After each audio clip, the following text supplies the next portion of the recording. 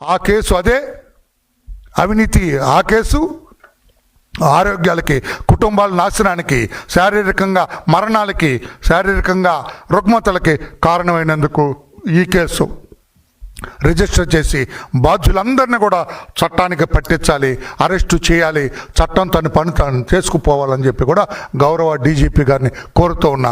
Separate case register చేయండి, వీళ్ళ మీద చర్యలు తీసుకోండి అని చెప్పి కూడా నేను తెలియజేస్తున్నా.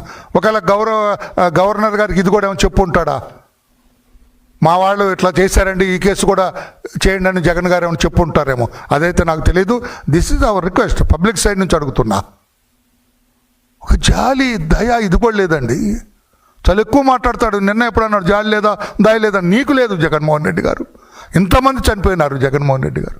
అందుకే కేసు రిజిస్టర్ చేసి దర్యాప్తు చేయాలని చెప్పి కూడా నేను గౌరవ డీజీపీ గారిని అడుగుతున్నాను. నేను తర్వాత చనిపోయిన వాళ్ళందరికీ,